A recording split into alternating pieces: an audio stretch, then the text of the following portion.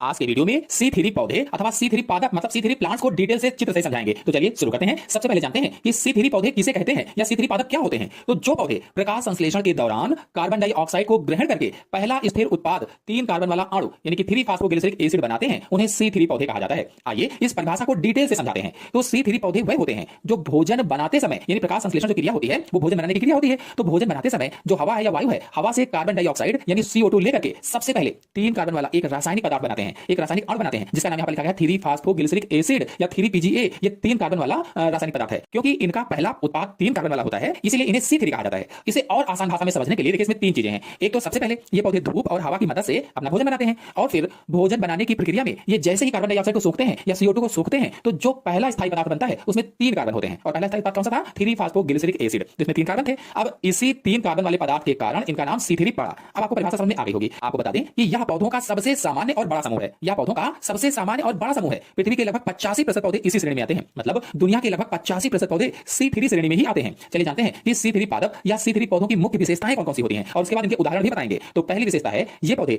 15 degree से लेकर के 25 डिग्री सेल्सियस के तापमान पर सबसे अच्छे फलते फूलते हैं। 15 डिग्री से लेकर के 25 डिग्री सेल्सियस के तापमान पर सबसे अच्छे फलते फूलते हैं। मतलब ये पौधे उन क्षेत्रों में बेहतर विकास करते हैं जहां तापमान मध्यम हो, अर्थात ना तो बहुत ज्यादा गर्मी हो और ना ही बहुत ज्यादा ठंडी हो। ये तो हुई इनकी पहली विशेषता। चलिए दूसरी विशेषता पर आते हैं। अब दूसरी विशेषता है ये पौधे उन क्षेत्रों में बेहतर विकास करते हैं जहां पानी की पर्याप्त उपलब्धता होती है। मतलब जहां पर पानी अधिक होता है। कहने का मतलब ये है कि C4 पौधों की तुलना में इनको बढ़ने के लिए अधिक पानी की आवश्यकता होती है। फिर तीसरी विशेषता है जब बहुत ज्यादा गर्मी या तेज धूप होती है तो ये पौधे भोजन बनाने के बजाय ऑक्सीजन लेने लगते हैं जिससे इनकी ऊर्जा बर्बाद होती है। इस प्रक्रिया को प्रकाश श्वसन या फोटो रिस्पायरेशन कहते हैं जो C3 पौधों की एक बड़ी कमी है। मतलब अत्यधिक गर्मी या सूखे की स्थिति जब होती है तो इनमें प्रकाश श्वसन की प्रक्रिया शुरू हो जाती है जिससे इनकी ऊर्जा नष्ट हो जाती है और उत्पादकता भी घटती है। तो इस तरह से मुख्य 3 विशेषताएं हैं। चलिए अब C3 पौधों के मुख्य उदाहरण जान लेते हैं। तो गेहूं, धान यानी चावल, जौ, जई, राई, सोयाबीन, चना, मटर, मूंगफली, सूरजमुखी, टमाटर, आलू, कपास, तंबाकू, चुकंदर, सेब, अंगूर और आम, नीम जैसे अधिकांश पेड़ इसके अंतर्गत आते हैं। संक्षेप में कहें तो हमारे आसपास दिखने वाले ज्यादातर सामान्य पेड़ पौधे और फसलें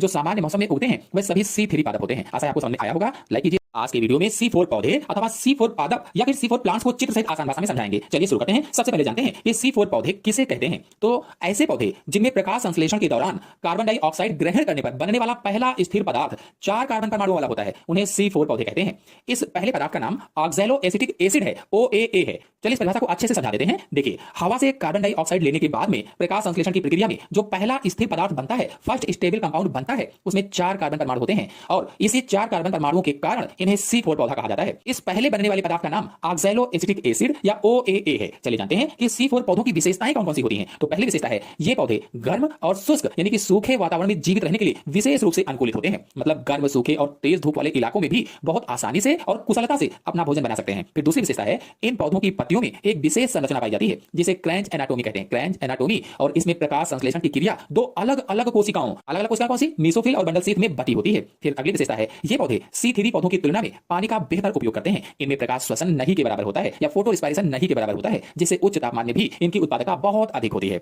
फिर अगली विशेषता है ये पौधे पत्तियों के बाहरी हिस्से में CO2 को लेकर 4 कार्बन वाले एसिड में बदलते हैं, 4 कार्बन वाले एसिड में, और फिर उसे अंदर के बंडल शीथ में भेज देते हैं। वहां जाकर के यह एसिड वापस CO2 छोड़ता है जिससे पौधे को भोजन बनाने के लिए लगातार CO2 मिलती रहती है चाहे बाहर कितनी भी धूप तेज क्यों ना हो। फिर जानते हैं कि C4 पौधों के उदाहरण कौन कौन से होते हैं। तो ये पौधे गर्म, उष्णकटिबंधीय यानी कि ट्रॉपिकल और शुष्क वातावरण के लिए अनुकूलित होते हैं। मक्का, गन्ना, ज्वार, बाजरा, चौलाई, बथुआ और कई प्रकार की घासें जैसे उष्णकटिबंधीय क्षेत्रों में पाई जाने वाली हरी घास, दूब है, चारा घास है आदि इसमें आती हैं। अब इनमें से जो मक्का है तो मक्का गर्मियों में तेजी से बढ़ने वाला सबसे बेहतरीन C4 पौधा है। जो गन्ना है यह तेज धूप को बहुत अच्छी चीनी में बदल सकता है या ऊर्जा में बदल सकता है। ज्वार और बाजरा जो है ये मोटे अनाज सूखे और गर्म इलाकों में आसानी से उग जाते हैं। तो ये रहा कुछ C4 पौधों के बारे में। आशा आपको समझ आया होगा।